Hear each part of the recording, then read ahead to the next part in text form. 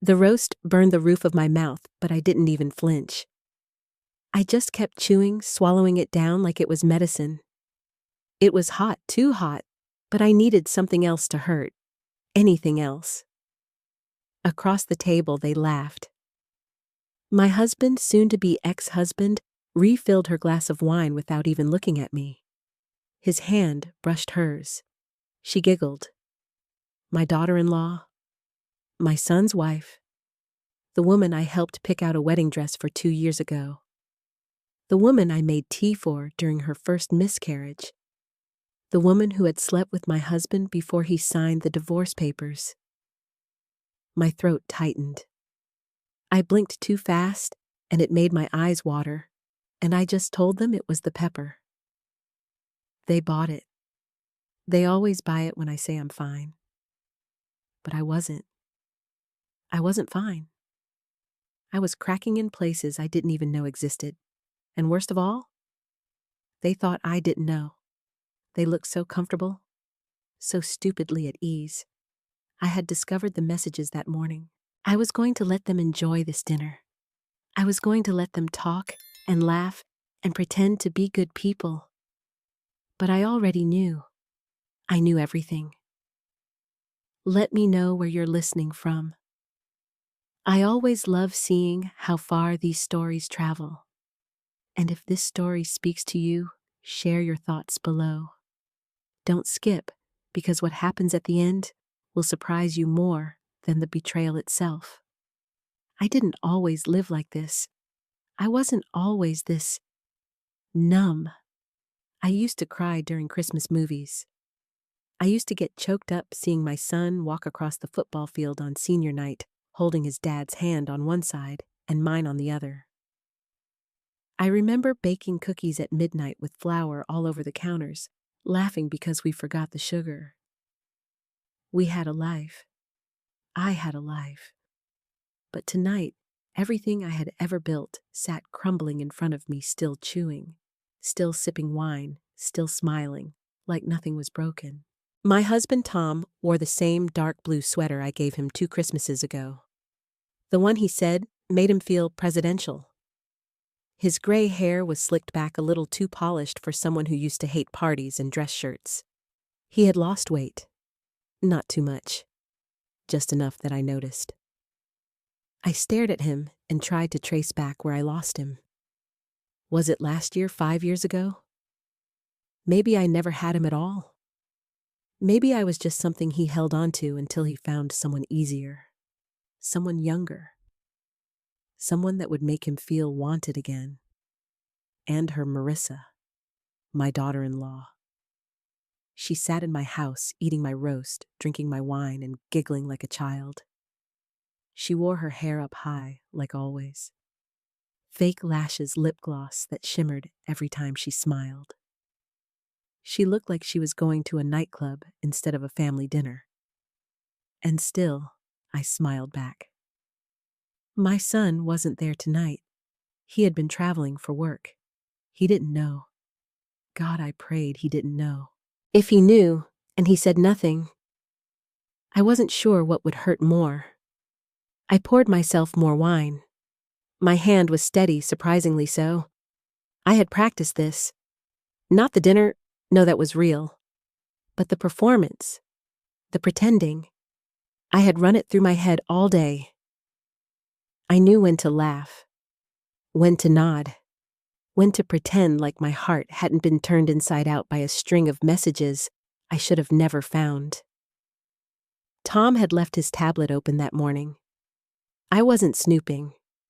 I was looking for the recipe he'd bookmarked for our son's birthday cake, but there it was, open, bright, impossible to ignore. Last night was incredible. Still thinking about the way you touched me? Love you, and her name, Marissa. She had sent it. She had signed off with a damn heart emoji. And Tom had replied, not even hiding it, not even trying. Just can't wait to do it again, soon. I didn't cry, not right away.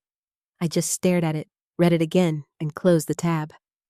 My hand went to my chest out of instinct, Something inside felt like it shifted like a plate cracking under the surface. I stood there in the kitchen for 20 minutes, not moving. I remember watching the morning light change on the tile. I remember the hum of the fridge. But I don't remember breathing. I don't remember blinking.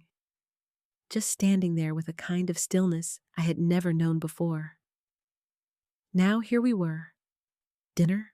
My goodbye. Or maybe my warning. I wasn't sure yet. The papers sat in my bag already signed. He thought he was getting away with it. Thought I didn't know. Thought this meal was my way of sending him off peacefully. I passed the mashed potatoes. They both took seconds. Tom winked at me. Still the best cook in the world, Carol. I smiled, said thank you, and in my head I repeated the words I hadn't said out loud. Yet I know what you did. I know who you are. The hardest part, I loved them both. I had loved Tom for 40 years. I had loved Marissa like a daughter. I had fought for that girl, defended her when my son got cold, picked up her pieces when she fell apart. And they had done this to me. But I wasn't going to cry again. Not tonight. I had something better than tears. I had the truth. I had the documents. And I had one final thing they didn't know I'd prepared. A little gift waiting quietly in the study drawer. A flash drive, labeled nothing special. Just a small silver piece of plastic filled with messages, photos, receipts. The wine was gone now, the lamb nearly finished. Tom leaned back full and satisfied. "You really outdid yourself," he said. I met his eyes, held them just long enough to make him shift. "Yeah," I said. "It was a special night. It really was." Tom used to write me poems, real ones, on napkins, receipts, whatever he could find. He called me Sunlight because he said my laugh felt like morning. That was back in college when our whole world fit inside a dorm room, when we were still kids who thought love would protect us from everything else. I was 22 when I met him. He was loud and sure of himself, already balding a little, already knowing exactly what he wanted from life. Me, I was quiet, practical. I never dreamed too big, never asked for too much. I just wanted someone to choose me. And he did. At least that's what I believed back then.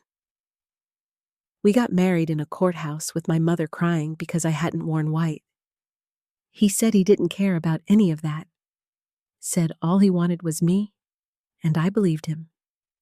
God, I believed every word. I followed him across states while he chased jobs, promotions, better cars, bigger titles. I worked nights at a bakery while he got his MBA. I packed lunches while he built contacts. I gave up my last year of nursing school because we couldn't afford childcare, and we agreed I would stay home. Then came Nathan, our boy, our only. Tom wanted 3 kids. I only ever wanted one, and Nathan, he was enough. From the moment he was born, I felt it. That complete, all-consuming kind of love. The kind you don't recover from. He was mine. He was soft and chubby and always hungry. Tom was a good dad then, at least on the surface. He liked the photo ops, tossing Nathan in the air at barbecues, showing up to T-ball with a camera slung over his neck. But I was the one who stayed up with him when he had night terrors. I was the one who made flashcards when he struggled with reading. I was the one who cleaned vomit off the couch, picked out the lice-sewed buttons, and dried tears. I never resented it.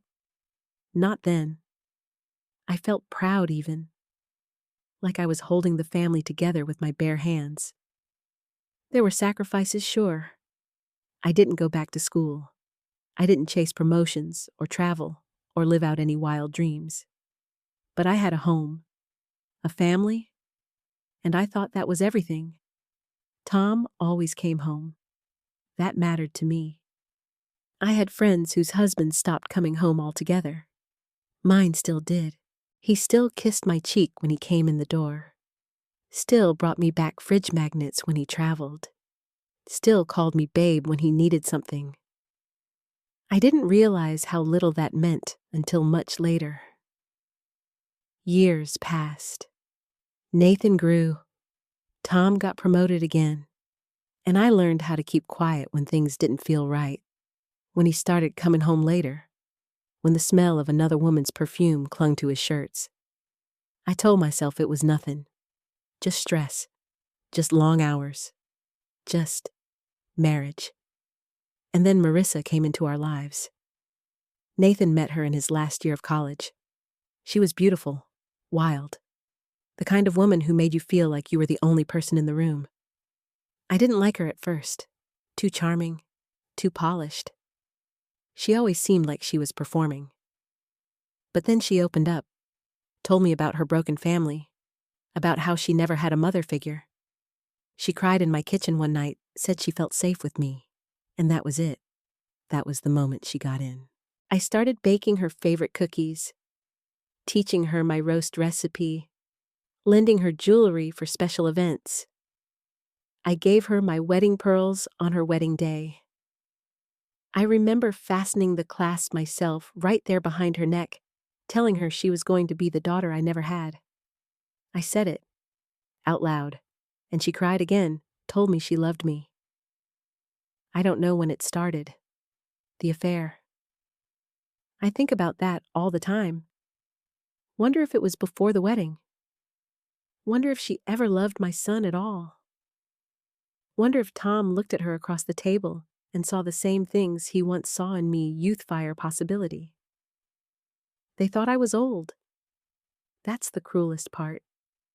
Not just the betrayal, but what it said about how they saw me. Disposable, quiet, harmless. They didn't know about the woman who once stayed up 3 nights in a row to fight for a mortgage loan after Tom's credit crashed. They didn't know about the letters I wrote behind the scenes, the battles I fought in silence to keep our life stable. They didn't know I kept every receipt, every message, every slip. They didn't know the quiet kind of strength I had honed over decades of not being heard. I had built that house. Every corner of it held my fingerprints. The curtains, the dinnerware, the little stained glass window by the stairs, they were all mine. My choices, my sacrifices, my story. And yet here they were, eating my food, smiling over their little shared secret like I hadn't seen the filth underneath. I thought about Nathan, about how he used to run to the door yelling "Mama" when he was 5, about how he called me from his dorm when he got food poisoning and begged me to drive 3 hours just to make him soup. He still called me that sometimes, Mama. Not Mom, not Ma, always Mama, like it meant something sacred. I was doing this for him, not just for revenge, not just to hurt them, but to make sure that when it all came crashing down, Nathan wouldn't be the one buried in the wreckage. I knew I couldn't tell him yet. Not then. He needed to see it on his own. Needed the evidence. That's why I made copies, saved files, put everything on a neat little flash drive, labeled only with a date. The night of the dinner, I told them I was ready to move on. Told them I appreciated their support through the divorce. Told them I wanted to end things peacefully. Tom smiled like a man who thought he'd won. Marissa kissed my cheek. Her lips were cold. And me? I stood there thinking of all the things they didn't know were already in motion. I wasn't done yet. The first sign was silence. It wasn't obvious at first. Tom just stopped humming in the mornings. He used to do that hum show tunes or old Motown while shaving or making toast. But slowly, he went quiet. No humming. No radio. Just silence. Then it was the way he stopped touching my back when he passed behind me in the kitchen. That little hand on the small of my spine that used to say, I see you. That was gone too. He was still there, still in the house, still drinking the coffee I brewed every morning at 6 a.m. But something invisible had broken off and drifted away. I tried to explain it to myself. Maybe he was tired, stressed about work. Maybe this was what 28 years of marriage looked like. Two people who had already said everything they ever needed to say. But deep down, I knew. I didn't want to admit it then, but my body already knew. I could feel it when we brushed past each other. He wasn't mine anymore. Then came Marissa. It wasn't overnight. She had always been around. But suddenly, it was too much. She started showing up without Nathan, popping in during the day while he was at work. Just wanted to bring you some flowers, she'd chirp. Or I had extra cupcakes from the shoot, figured you two could use a treat. She never stayed long. 15 minutes here, 20 there, but always around lunchtime. Always when Tom was home. I started noticing the way her tone changed when she greeted him. The octave higher. The slow, syrupy way she said his name. Tom, like it tasted good in her mouth. And he'd chuckle. That low, rumbling sound he used to save for our bedroom. It was like watching someone repaint your house with your own favorite colors, only slightly off. Close enough to recognize, but wrong enough to sting. I began keeping track. Not because I wanted to, but because I couldn't help myself. One Wednesday, she stayed 36 minutes. The next Friday, 42. I kept the numbers on a sticky note in my sewing drawer. Red pen, tiny writing, like keeping a log would make me less crazy. Nathan never noticed. Or maybe he chose not to. He was busy working double shifts, traveling for projects, staying late at the firm. When I asked him how things were at home, he just shrugged. Fine, I guess. She's busy too. I wanted to scream, wanted to shake him and say, Look at what's happening right in front of you. But I didn't. I couldn't. Because I didn't have proof. Not yet. Just a feeling that curled into my ribs and refused to let go. One night, Tom came home late, later than usual. I asked him if he'd eaten. He said yes. I asked where? He said, just grab something. No details. No receipts. Just something. Then he kissed my cheek and went straight to the shower. I sat on the edge of the bed that night, staring at the wall, listening to the sound of water behind the bathroom door, and I felt it again, that cold, quiet certainty that something had shifted. Marissa started calling me Mom. Not Carol, not Mrs. Preston, just Mom. She said it with a grin, like it was a gift she was giving me. At first, it warmed me. I wanted to believe it was genuine, but then I caught her watching him. Just watching. Not smiling, not speaking. Just staring at Tom like he was something she was figuring out how to own. I noticed how she began dressing differently when she came over. Lower necklines, tighter jeans, heels even. Who wears heels to visit your mother-in-law at noon on a Tuesday? I brought it up to Tom once. Half joking, she sure loves dropping by. He shrugged. She's family. Family. That word made my stomach turn. But still I said nothing. I kept smiling, kept pouring coffee, kept setting the table for 3. Then came the night I heard them. It was a stormy Friday. I'd gone to bed early with a migraine. Tom said he was staying up to watch a game. I was drifting in and out of sleep when I heard the back door creak open. Quiet footsteps. 2 sets. Voices. Hushed. Close. I didn't move. Didn't open the door. I just lay there, frozen, heart pounding so hard I thought it might crack my ribs. I heard a laugh. Hers. Soft. Then a pause. A whisper I couldn't make out. Then silence. They didn't stay long. 15 minutes, maybe?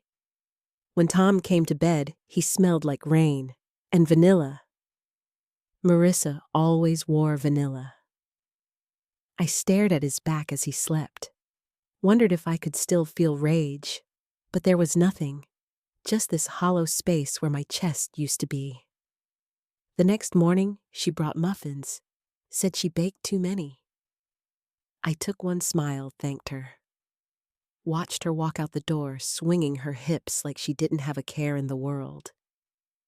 I wanted to be wrong, desperately, but I knew I wasn't. That week, I started checking his devices. Not snooping, just noticing. Open tabs, message previews, calendar invites. That's when I saw the name M Texts labeled work dinner at 8:17 p.m. Matching timestamps on the nights she showed up with wine-stained lips and a glow that didn't belong to my son. Still, I said nothing. Not yet. I waited. Because if you're going to break a woman who spent her whole life holding everything together, you better make sure she stays broken. And I wasn't. I was just getting quiet. Quiet is not the same as weak. The day I found the messages, I didn't scream. I didn't cry. I didn't even blink. I just stood there staring at the tablet in my hands, the screen glowing against the kitchen light like it was daring me to look away. I didn't. I read every word, every filthy, shameful word. You taste better than she ever could. That was the first one. From Tom, my husband, my son's father, to Marissa, my daughter-in-law. There were more. So many more. Wish you were in my bed tonight. Next time, no bra. I dreamt about you again.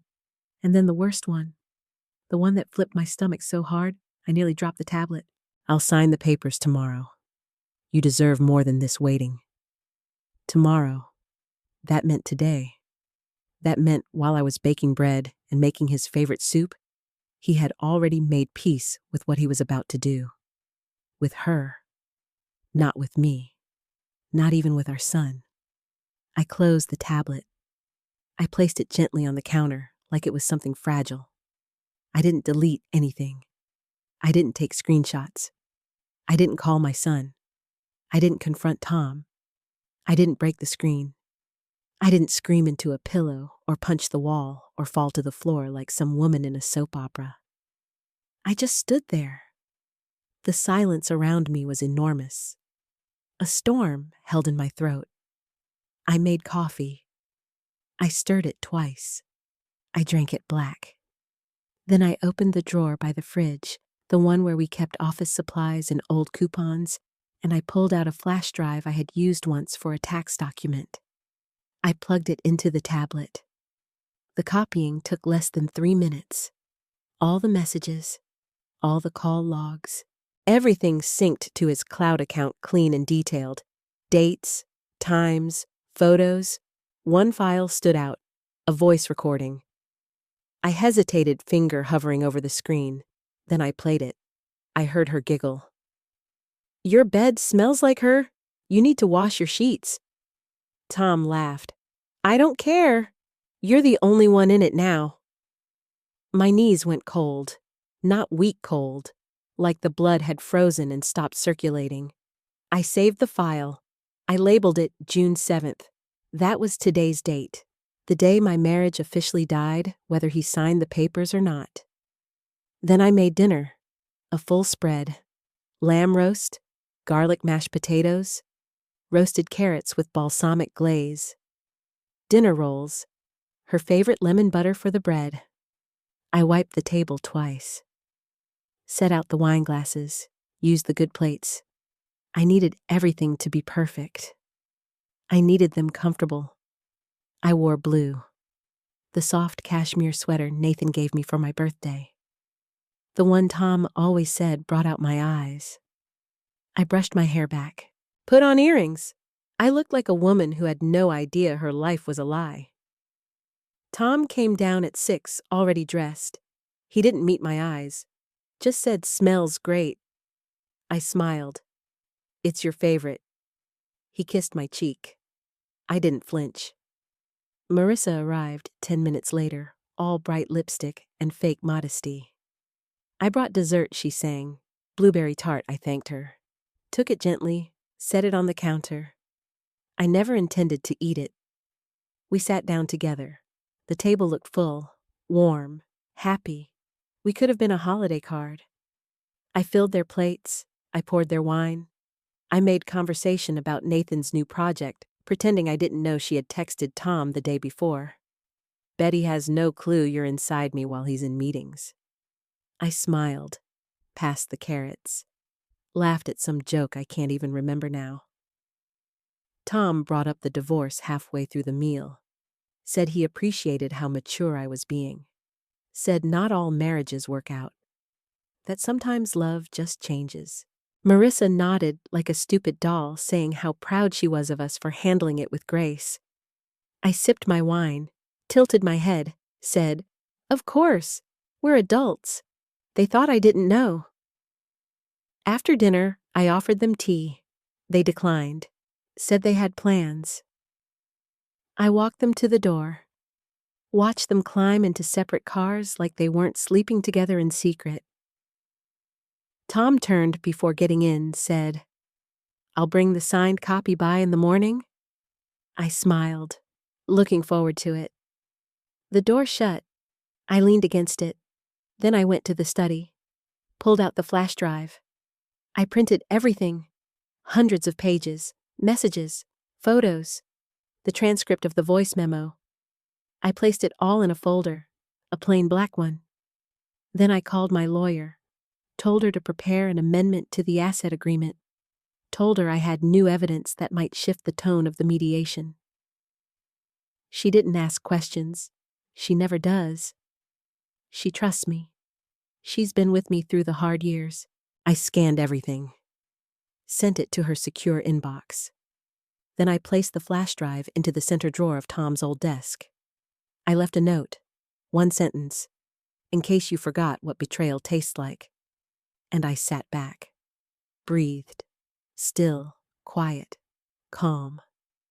That night I slept like a woman who knew exactly what she was doing. Because I wasn't going to scream.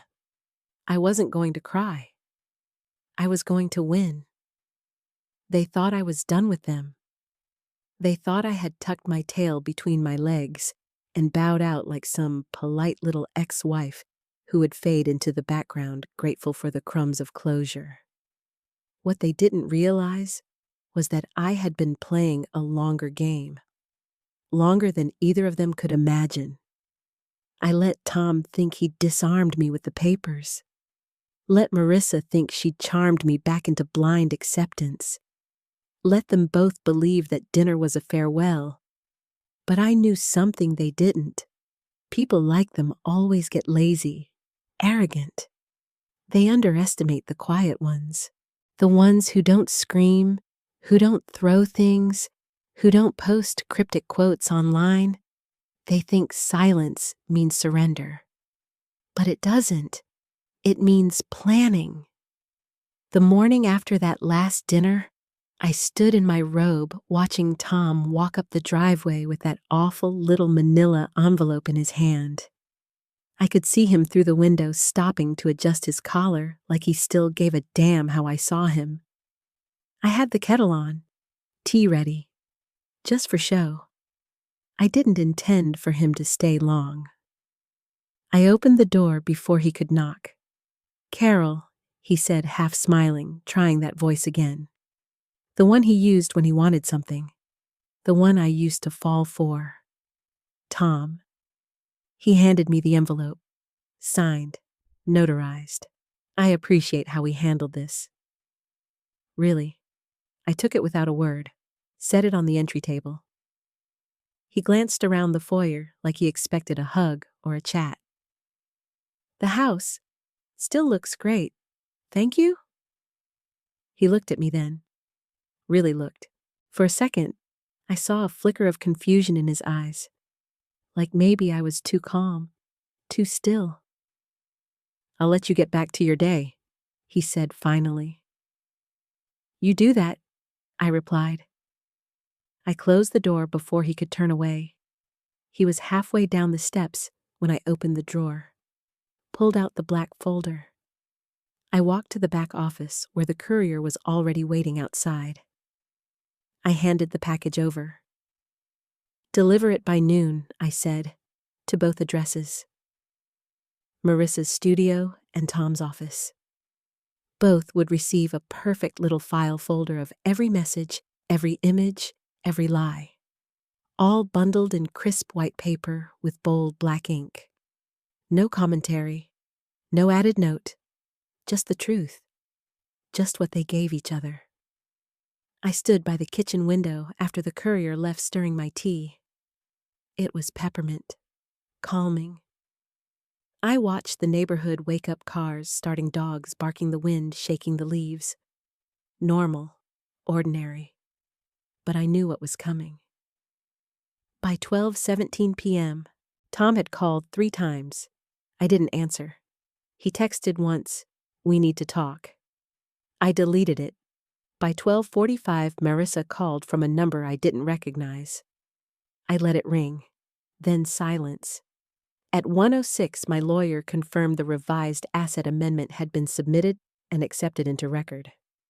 The clause was now active undisclosed infidelity voids, primary claims to marital property on behalf of the offending party. It was done. At 2:13, Tom showed up. This time he didn't knock, he pounded. Carol opened the damn door, I didn't move. I was upstairs sitting in the bedroom folding towels. Calm. I heard him kick the door once. He cursed. Then the pounding stopped. 30 minutes later, Marissa showed up.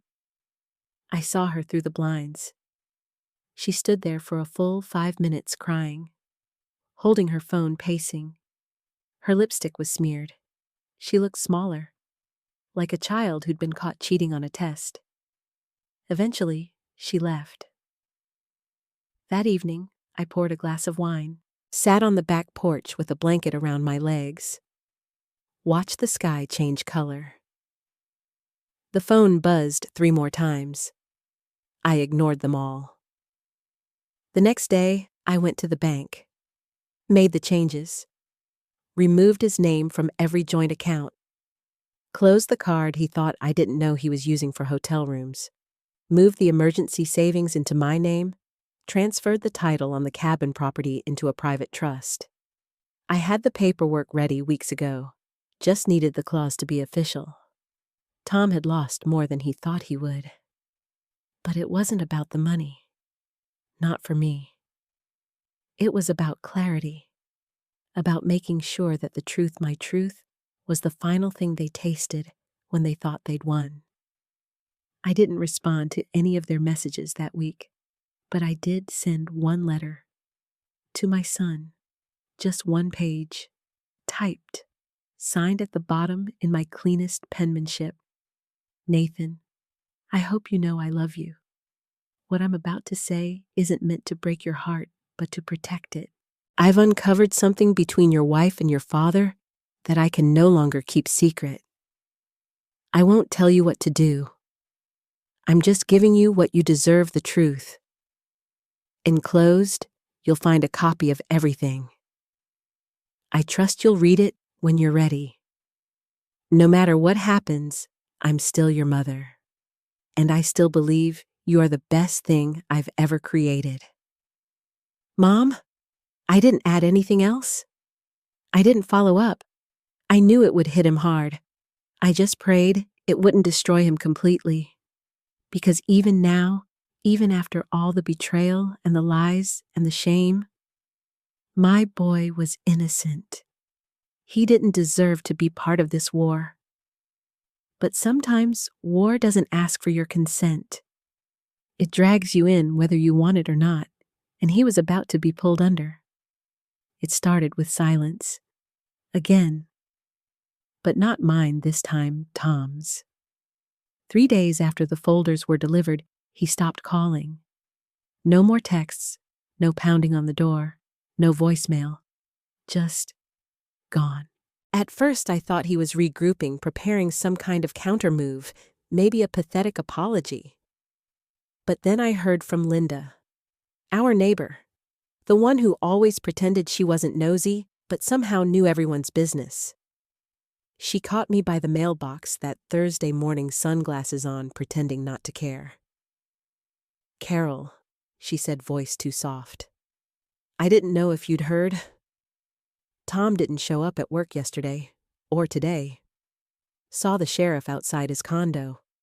Something about a disturbance." I just nodded, kept walking, but I felt it, that thrum in my chest. The first beat of something unraveling. By Friday, the news trickled in. The company had suspended him. Not because of the affair, no. They didn't care who he slept with. But the leak that they cared about. Someone had forwarded the voice memo to his firm's board. It got passed around. Fast. One of the partners, also a friend of Nathan's, sent a quiet warning. "This isn't going away, Carol. You should know what's coming." It had begun. I didn't leak it. I never would have. But people talk. People copy. People whisper. Especially when the audio is that disgusting, that pathetic. Tom begging Marissa to meet him again, saying he couldn't stand being in the same house with that old woman anymore. I'd heard it once. That was enough. But others, they couldn't resist. He was toxic now. No investor wanted to be linked to him. His private clients pulled out. Within 2 weeks, he was on leave. And Marissa lost her sponsorship deal. Some boutique skincare brand she was fronting. They didn't say it was because of the affair, but their statement was cold. "We seek to align with women of integrity and character." Her face vanished from their homepage within the hour. She posted a crying video on Instagram the next night. Bad lighting, no filter, just a messy, trembling apology. She never said my name, never said Tom's. Just, "I made mistakes. I hurt people. I'm human." I watched it twice. Not because I felt sorry for her. I didn't. But because I wanted to see if she ever really broke. She didn't. The tears were there, but the soul wasn't. She wasn't sorry. She was scared. Nathan didn't call me. I thought maybe he wouldn't. Maybe he couldn't. I waited. Quiet. Steady. Then the envelope came. Handwritten. His name on the front. My boy's handwriting. That soft, slanted cursive I taught him myself. Inside a single sheet of paper. No salutation. Just 3 lines. I read it all. "I believe you. I need time. I love you." I read it 4 times. My hands trembled. That was the first time I cried. Really cried. Because it meant he didn't hate me. It meant the truth didn't steal him away. Marissa moved out of their condo the next week. I only knew because her mother called me. Rambling, panicked. "Did you know? How long, Carol? What are we going to do about this baby?" "Excuse me?" I asked. There was a pause. "Then she's pregnant." I didn't respond. Just hung up the phone. Pregnant? Of course she was. Tom's or Nathan's, she wouldn't say. Not yet. Said she wasn't sure. Nathan stopped going to work. He moved into a short-term rental. I didn't ask where. I didn't push. I just sent groceries to his door. Fresh fruit, sandwich bread, cold brew. Things I knew he wouldn't buy for himself. He didn't text, but he accepted every delivery. That was enough. Tom, meanwhile, sent me a letter. Handwritten, 8 pages. I didn't open it. I burned it, right there in the backyard grill. Watched the paper blacken and curl. Watched his weak apologies turn to smoke. I didn't want his words. I didn't need them. His downfall wasn't mine to witness anymore. He could rot in that condo buried in debt and disgrace, and I wouldn't waste another moment. But Marissa, she couldn't let it go. She showed up at my door, eyes, puffy belly, barely showing a cheap hoodie tugged low over her hips. I didn't open the screen door. Please, she said. I need to talk. Go home, Marissa. I have nowhere to go. That's not my problem. She tried to cry, tried to make her voice break. He ruined everything. No, I said. You ruined everything. He just helped you do it faster. She leaned against the porch post, rubbing her stomach. It might be Nathan's. It might not. Doesn't that matter to you? No, I said. Not anymore. She looked stunned, like she expected me to melt, to reach out. But I just stood there behind the screen, unmoving, unbothered. Please, she whispered. I'm sorry. I stared at her, really looked, and what I saw was a scared little girl in a woman's body trembling because she'd never been told no before. I made dinner for you the night I found out, I said. Did you know that I roasted lamb, made lemon butter from scratch, and the whole time I knew? Her mouth fell open. I leaned forward just a little. I watched you eat my food while my heart broke, and you never saw it. You never even noticed. Then I stepped back and closed the door. She didn't knock again. He stood on my porch like a man who no longer remembered how to stand tall. His shoulders sagged, his skin pale and loose around the mouth, like regret had started eating him from the inside out. I hadn't seen Tom in over a month. Not since the flash drive. Not since the folder. Not since the truth peeled the skin off everything he tried to hide. And now, there he was, 1 foot on the top step, one hand holding onto the porch railing like he needed it just to stay upright. I opened the door slowly. Didn't speak, didn't smile. Just looked at him. He looked like someone who didn't know if he was welcome. He wasn't. Carol, he said, voice cracked and quiet. I said nothing. He looked away, then back again. I just need 5 minutes, please. The wind moved between us. I watched his eyes, bloodshot tired, maybe even ashamed. I stepped out, closed the door behind me, sat down on the bench. He didn't follow until I nodded once. He sat on the edge, hands clasped like a child waiting to be scolded. I'm not going to yell, I said, so don't flinch like I might. He swallowed. I deserve worse. You do. He nodded. For a minute, we just sat there. The world moved without us, cars in the distance, birds the rustle of leaves. He breathed deep. I messed up, he said finally. I messed up everything. I know. It wasn't planned. It just happened. I turned toward him slowly. She's your son's wife. He looked down. I know. She called me Mom. I gave her my pearls on her wedding day. Do you remember that? He nodded. I trusted you. I carried this family for decades while you ran around pretending to be important. And I did it gladly. Because I thought you were mine. I was, he whispered. No, I said. You were always halfway gone. I just didn't see it yet. He rubbed his hands together. It wasn't love, Carol. It wasn't even about her. It was... I don't know. I felt invisible. I felt old. So you proved it. You made yourself small, weak, pathetic.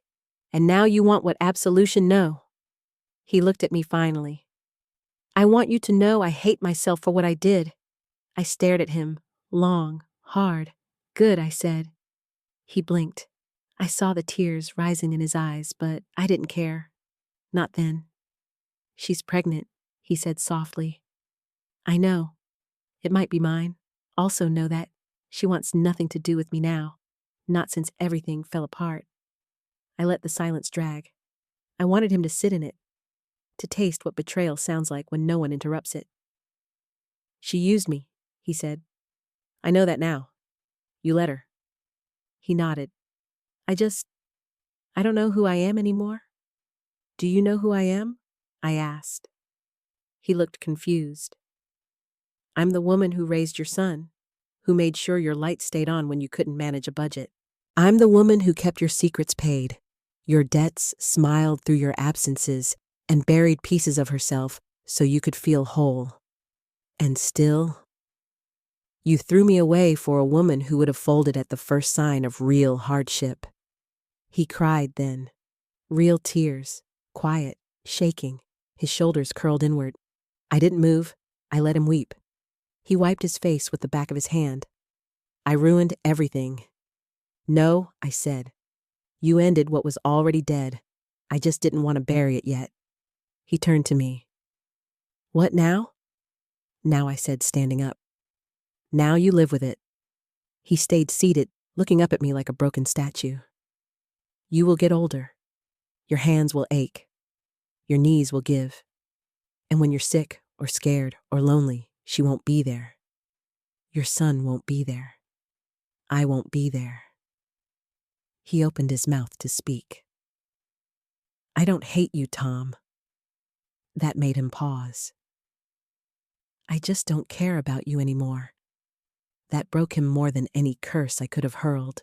I turned and went back inside. Closed the door behind me with a soft click. I didn't watch to see if he left right away. I didn't peek through the curtains. Instead, I sat in my kitchen and poured myself a cup of tea. Lavender and mint, steaming, gentle. I looked around the house, the pictures, the curtains, the little knickknacks we bought on vacation. Everything he touched, everything I saved. And for the first time in months, I breathed without pressure in my chest. Shame had knocked on my door, knelt on my porch, wept at my feet, and I let it. But I didn't carry it inside. It stayed out there with him, where it belonged. I didn't see her leave the condo. I only heard the door slam, the shrill squeal of tires, and then quiet, thick, cold quiet. Nathan didn't call. He didn't text. He didn't even tell me she was gone. But I knew. A mother always knows when something shifts in her child's world. I waited a full day before I went over. Used the spare key he gave me years ago, the one I never mentioned I still had. I knocked first. No answer. Let myself in. The condo was a wreck. Not messy, not disorganized. Just hollow. Like someone had erased the warmth with a single swipe. The couch cushions were overturned, some drawers open, but there was no violence in the air. Just absence. No framed pictures, no makeup bags in the bathroom, no jewelry on the nightstand. She was gone. Nathan stood in the kitchen, barefoot, unshaven, holding a mug he hadn't sipped from. Hi, I said softly. He turned. His eyes were bloodshot, his lips cracked. Is she... I started. Gone, he said. Took her things this morning. I stepped inside slowly, as if I might break the floor. She left the ring, he added, pointing to the counter. It sat there, small, shining, stupid. I'm sorry, I said. He shook his head. You don't have to be. I should have seen it. You always saw things before I did. I moved closer. You didn't want to see it. He nodded. There was silence again, but it didn't feel hostile this time. It felt like mourning. She told me after the test, he said. My stomach flipped. The baby, not mine. I swallowed. He looked up at me. She swore it was, said she was sure. Then I told her I wanted a test, and she snapped. Called me controlling, said I didn't trust her. I told her that trust isn't something you ask for after what she did. I walked over to him, touched his arm. I kept thinking, how did I miss it? How did I sleep next to her while she was sleeping with him? Because you loved her, I said. And people like her. They feed off that. I didn't think, Dad. He started, then paused. No, that's a lie. I did think. I just didn't want it to be true. You didn't fail, I said. He set the mug down. But I feel like I did. I pulled him into me, wrapped my arms around his back, and he let out a sound low crushed. A sound I hadn't heard from him since he was 6, and his dog got hit by a truck. We stood like that for a while. Later we sat on the couch. Talked. Really talked. "I don't know who I am without her," he admitted. "You're still you," I said. "Bruised maybe, but not broken." He looked down. "She used to say I wasn't ambitious enough, that I was too soft." "She wanted you weak," I said, "so she could stay powerful." I told her I didn't care about the money, he said. I just wanted a life that felt calm. And that scared her. He laughed bitterly. "And are you okay?" I leaned back. "I think I am. Not happy yet. But I'm not angry anymore." "What made you stop being angry?" I thought for a moment. "The day I realized that neither of them were worth the weight I was carrying." He nodded slowly. "I've been thinking about moving." "Out of state?" I asked. "Maybe just out of this place." "Too many ghosts." I reached over and squeezed his hand. "Wherever you go, I'll help you pack." He smiled, weak but real. I made dinner that night, just the two of us. Simple stuff. Grilled cheese, tomato soup, comfort food. He told me stories about college I'd never heard. We laughed, and for the first time since the truth came crashing down, my house felt like home again. No lies, no secrets. Just breath. Just silence that didn't hurt. He slept on the couch. I gave him extra blankets. Left a note on the kitchen counter. "There's coffee in the cabinet. Creamer in the fridge. I'll be in the garden." When I stepped outside the next morning, the air was clean. The sun soft. My lavender had started blooming again. I knelt in the dirt, hands deep in the earth, and I felt something loosen inside me. Not joy, not yet, but peace. I didn't need revenge anymore. They had already destroyed themselves. All I did was let them. The kitchen felt too big now.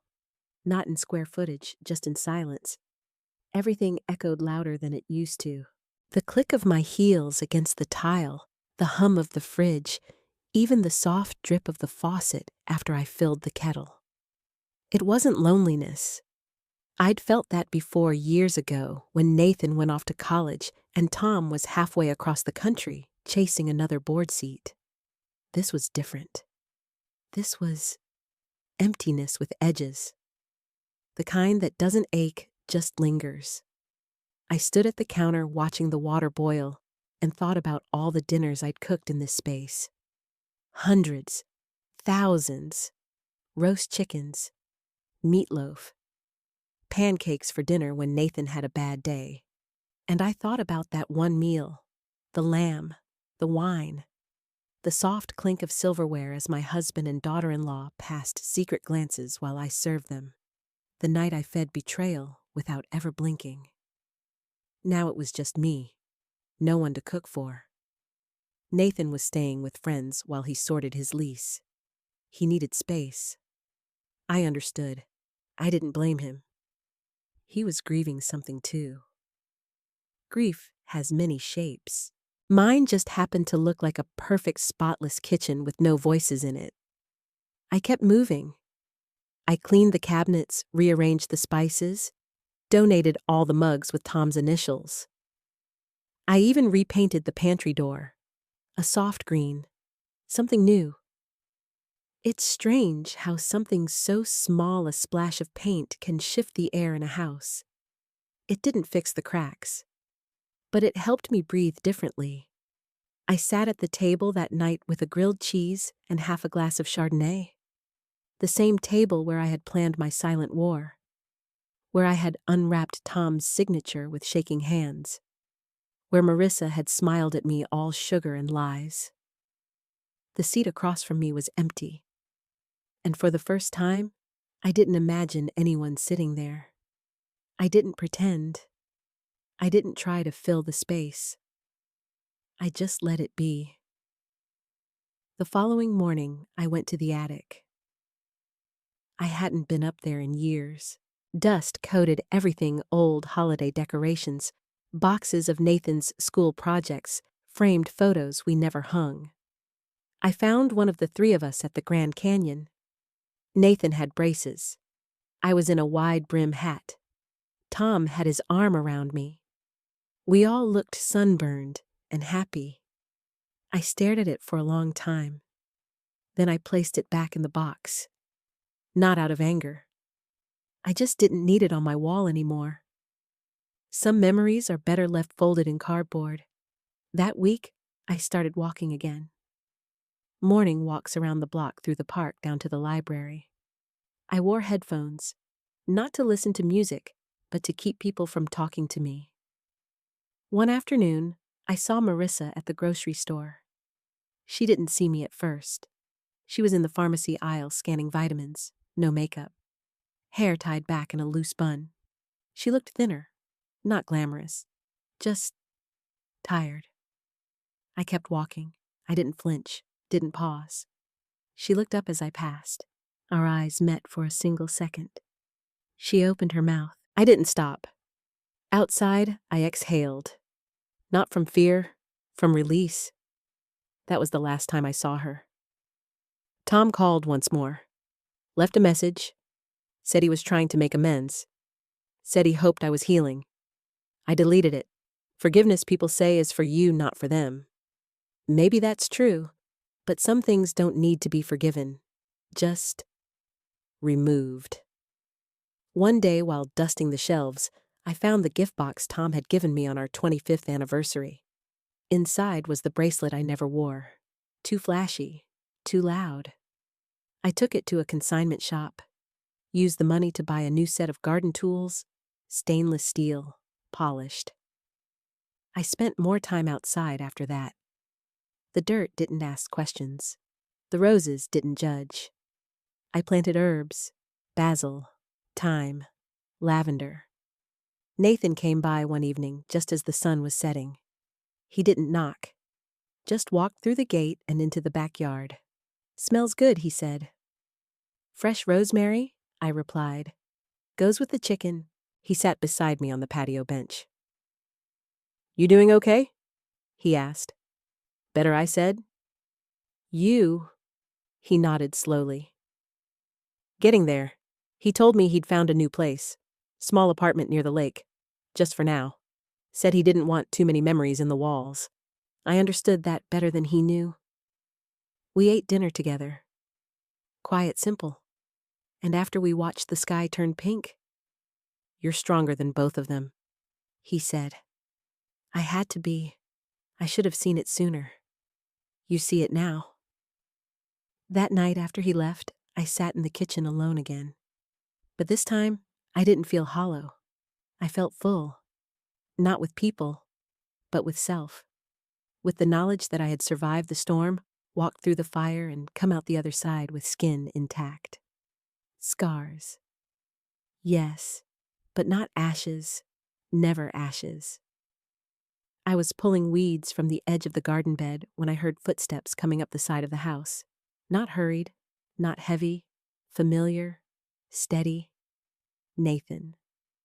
He didn't say anything at first, just crouched beside me reaching for the little spade. You missed a patch, he said. I smiled without looking at him. That's what I keep you around for. He worked beside me for a while. We didn't talk much. Just the sound of metal sliding through dirt, the wind rustling the bushes, a bird somewhere chirping like it had something urgent to say. He finally broke the silence. I met someone. I sat back on my heels and turned to him. He was smiling, but not wide. A cautious kind of smile. That fast? I asked gently. He shrugged. I wasn't looking. It just happened. I waited. She's not like Marissa. I didn't think she would be. He nodded.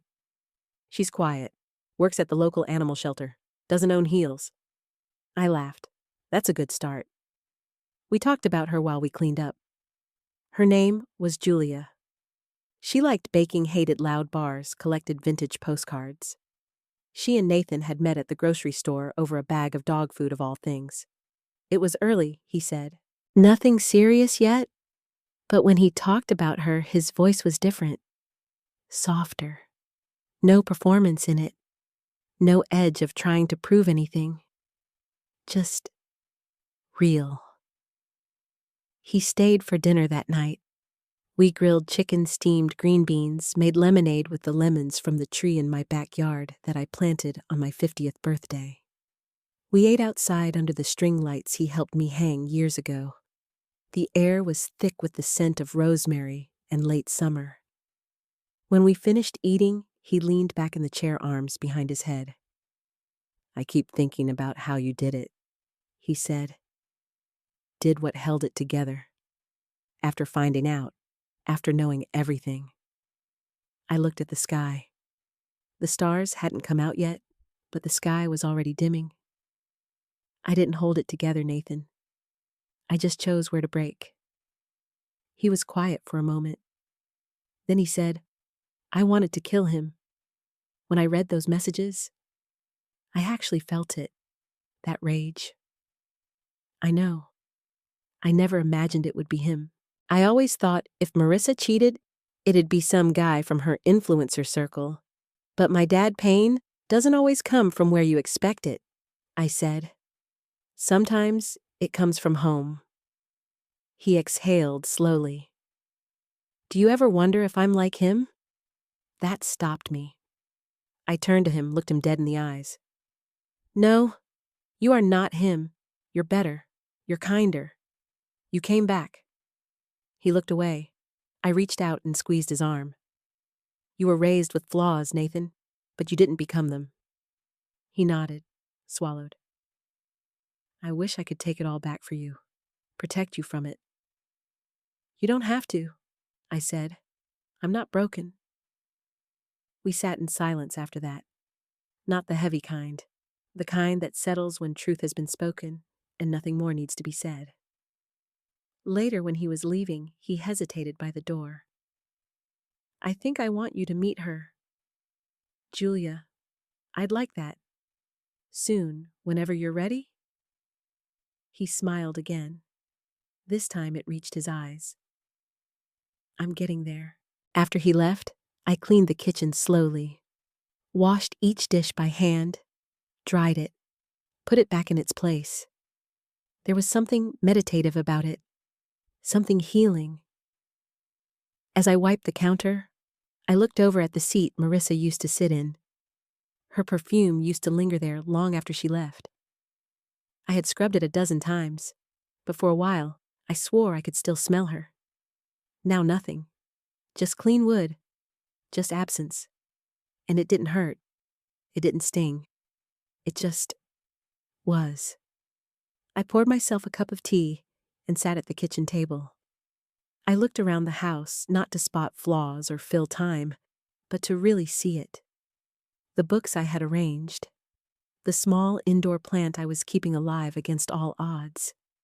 The candle on the table, half-burned lavender vanilla. I had built a sanctuary in the ruins. Not loud, not flashy, but mine. Nathan would be okay. I could feel it. He was finding his way back to himself and maybe to something better, something softer. As for me, I wasn't chasing redemption. I wasn't interested in revenge anymore. Those things had already passed through me like a fire, and what survived was mine to keep. The truth had torn us all open, but from that tear, something had bloomed. Quiet dignity, unshakable clarity, peace that didn't ask for anyone else's permission. She stood in my driveway again. I didn't hear her car, didn't hear the gate, just looked up from watering the hydrangeas and saw her there. Marissa, standing at the edge of my property like she wasn't sure if she was real anymore. She looked different, smaller somehow. Hair pulled back in a lazy twist, no makeup, wearing a long cardigan over what might have been pajamas. Her belly was showing now. No denying the pregnancy. No illusion of normalcy. just her swollen and scared. I turned off the hose, didn't say anything. She stepped forward, slow, deliberate, like someone approaching a stray dog they weren't sure would bite. I didn't know where else to go, she said. You shouldn't be here. I know. I waited. I told him, she said. Nathan, about the baby. I didn't move. He said he wants a test before he says anything else. He should. Her face cracked, a flicker of pain, or maybe guilt, or just exhaustion. I told him I thought it was his. I really did. You also told him you loved him while sleeping with his father. So forgive me if your instincts don't mean much to me. She stepped back like I'd slapped her. Good. I didn't come to fight, she said. Then leave. I don't want to be alone, she whispered. I crossed my arms. Alone is where you find out who you are. And from what I've seen, you've never taken the time. She looked down at her stomach. I don't even know if I can do this. You'll have to. I thought you were kind. I was kind. I said, voice sharp and still. I was too kind. To you, to Tom. I gave you both a place at my table, in my family, in my heart. And you used it like it was your right, like it cost me nothing. She said nothing. You came into my house and destroyed my family with a smile on your face, I continued.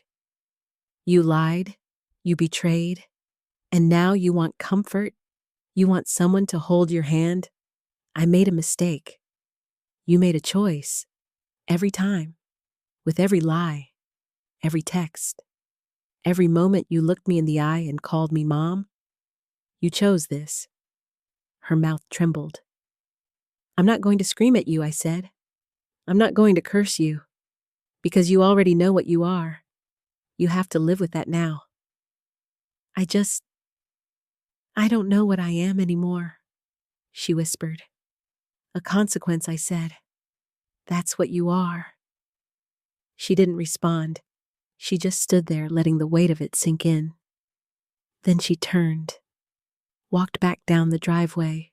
No dramatics, no crying, just quiet steps on gravel. I watched her go. It wasn't triumph I felt. It wasn't even satisfaction. It was clarity. She had tried to come back into my life through the crack of pity, and I had sealed it shut. That same afternoon, Nathan called. I saw her, I said before he could speak. I figured, she's been trying to reach me all week. She's desperate. I know. You okay? He paused. Better than I expected? I told her I'd take care of the baby if it's mine. Legally, financially. But that's it. That's generous. She didn't seem grateful. Just shocked I wasn't begging her to come back. She's used to power and guilt. Not anymore, he said. I'm done apologizing for her choices. Good. I wanted to tell you something else, he added. What's that I asked Julia to come over next weekend? To meet you. I smiled into the receiver. Looking forward to it. She's not flashy. You might even think she's boring. Boring sounds beautiful. He laughed softly. Yeah, it kind of is. That Sunday I changed the sheets in the guest room, bought fresh sunflowers, made a peach cobbler. Julia was everything he said. Quiet, smart, wore glasses she kept pushing up with her knuckle. She shook my hand and said, I've heard a lot about you. All lies, I replied. The good ones, anyway. She laughed, that nervous, honest laugh I hadn't heard in my kitchen in years. And when she looked at Nathan, there was no game in it. No angle. Just warmth. We sat outside after dinner, the three of us. Nathan held her hand across the table. I sipped my tea and watched the sky shift into that deep summer dusk, the kind that holds light a little longer, just to be kind. Marissa never called again. Tom sent a check once, a large one. My lawyer handled it. I didn't reply. I didn't need to. They were both gone. And what remained was real. The day the final divorce decree arrived, it was raining. Not storming, not loud, just a soft, steady rain that tapped on the windows like a memory I'd forgotten was still alive. I opened the envelope at the kitchen table where I had signed the marriage certificate 30 years earlier. Full circle. Same table, same woman. But not really. The woman who signed that certificate had no idea what would come. The one reading the decree now, she knew. She had lived it, and she had survived it. The paper was dry despite the weather. The print was clean and sharp, almost too clean for what it carried. I skimmed through it once, already knowing what it said. The house was mine. The trust untouched. The cabin in Maine was now under my full ownership. No spousal support, no claims, no lingering binds. It was over, legally. I folded it once and slipped it into a drawer, not the one we used for bills, but the one I kept for things that had weight. Nathan's baby bracelet, the photo of my mother holding me in a hospital blanket, letters from friends I hadn't seen in decades. The decree fit there not because it was sacred, but because it marked something I'd earned. A finish line I crossed without fanfare. I didn't cry. I didn't even sigh. I stood up, washed an apple, sliced it carefully, and made myself a lemon tart. It was Marissa's favorite, or had been. She used to ask for it every holiday. Only if you have time, Mom, she'd say, all faux humility and sugary need. I made it that day for myself, just to prove I could. The crust came out perfect. Buttery golden with the slightest give. The filling was sharp and smooth, the kind that bites the tongue for a second and then melts. I dusted the top with powdered sugar and ate a slice slowly. No distractions, just me and the rain and the tart. Closure doesn't always come with a speech. Sometimes it's just a recipe done right. Nathan called that night. "You okay?" he asked. "I am," I said. "You getting better?" "Julia and I are talking about adopting a dog. She'll be the one cleaning up the mess, you know. I already promised to do that part." "Smart man." There was a pause. Then he said, "I think I'm going to change my last name." I felt the air still in my chest. To what he hesitated. "Yours, your maiden name." I blinked. "You don't have to do that." "I know, but I want to. I've been carrying his name all my life, and it doesn't feel like mine anymore." I sat down. It's a big step. I've been walking toward it for months. I just didn't say it out loud till now. I thought of the little boy who used to scribble his name on every paper, who wore Preston like it was a badge of belonging. And now this man, stronger hurt, but healing, choosing his own name, his own path. "If it's what you want," I said quietly, "then I support it. It is. I want to be someone new. But not because I'm running. Because I'm ready." That night, I pulled out an old photo album. The one from when I was still Carol Haywood. I hadn't flipped through it in years. It was dusty, the binding cracked. I opened it slowly. My parents. My brother. Me in a sunflower dress at 17, grinning with a chipped tooth. That girl had been bold. She had wanted to see the world. She hadn't known heartbreak yet, but she had known how to fight. I smiled at her, not with regret, with recognition.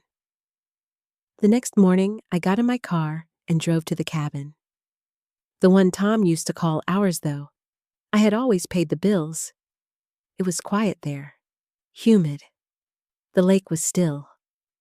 I unlocked the door and opened every window, letting the stale air rush out and the clean breeze move in. I made tea, sat on the porch swing, listened to the creak of the wood beneath me. I hadn't been back here since before everything shattered. And now, sitting here alone, I didn't feel haunted by what had been lost. I felt rooted. I took a notebook out of my bag and wrote. Just a few lines. He took what he wanted. She followed her hunger, and I stayed silent long enough to hear my own voice again. It wasn't a poem. It wasn't even polished. But it was mine. Later, I stood by the edge of the water and skipped a stone, watched it bounce. Once, twice, gone. And I whispered something I hadn't said in years. Goodbye, Tom. Not bitter, not with venom. Just a closing. Goodbye to the man I thought I married. Goodbye to the woman who betrayed me. Goodbye to the part of me that needed them to explain why. I walked back to the cabin, the screen door slapping gently behind me, and set the kettle on the stove again. Lemon tart, fresh tea, a quiet lake, closure, and no one left to lie to. I didn't set the table for anyone but myself. That morning, the sunlight came through the kitchen window, just right warm, steady, casting soft gold across the counter, where I laid out a single setting. A pale blue plate, stainless fork and knife, cloth napkin folded neatly. And in the center, one perfect slice of lemon tart. My last one. I brewed chamomile tea. No sugar, just the way I liked it. The scent curled up into the air and wrapped around the room like a memory. I sat alone. No phone nearby, no radio playing, no one to expect, no one to impress. Just me and the morning and the calm I had earned. They say time heals, but time is only a witness. I did the healing. I stood in the fire and didn't become ash. I tasted betrayal and didn't let it poison me. I walked away not because I had to, but because staying would have meant becoming something I wasn't. I stared down at the tart for a long while before picking up the fork. I remembered the night I cooked dinner for them. The night I plated that roast with hands steadier than I had any right to have. I remembered the flicker of Tom's eyes when I smiled at him like nothing was wrong. The breathy little laugh Marissa let out when he passed her wine. They thought I was broken. They thought I'd been fooled. But I knew. I cooked them dinner that night, yes. But I never fed them again. That woman, the one who stood there with the lamb roast and a hollow heart, that version of me no longer lived here. Now I didn't cook out of obligation. I didn't smile out of fear. I didn't pretend to be part of a family that didn't exist. I created something new. My son Nathan came over later that day, with Julia. She brought lavender soap and hugged me without hesitation. No stiffness, no performance, just kindness. We sat outside while Nathan grilled. Julia made a salad, and I brought out lemonade with slices of fresh peach. The conversation was easy, light. Nathan reached for Julia's hand without even thinking, and she leaned into him like she'd done it 1,000 times. After dinner, we walked through the garden. The rosemary was thick, the basil thriving.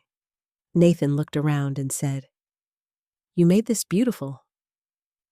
I smiled. I just gave it space to grow. We didn't talk about Marissa. Not anymore. Her name didn't belong in this garden, in this piece. I'd heard she moved out of state, had the baby alone. Rumors mostly. I didn't confirm anything. Some stories don't need to be followed. Tom had sold his condo, gone somewhere smaller. I received a notice from the court about a change in his financial standing, something my lawyer handled. I didn't read it. It didn't matter.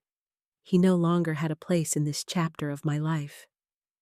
Eventually, Nathan and Julia left. They promised to come back next weekend. Julia hugged me twice.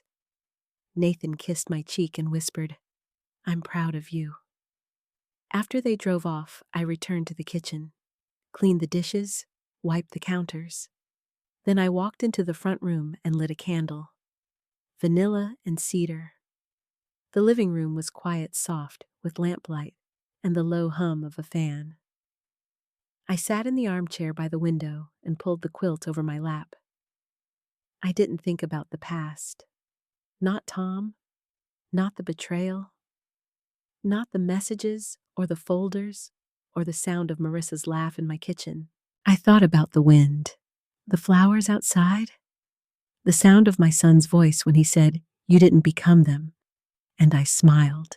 Not wide, not performative, just enough.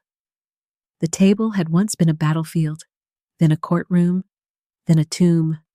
Now it was a sanctuary, set for one. Enough.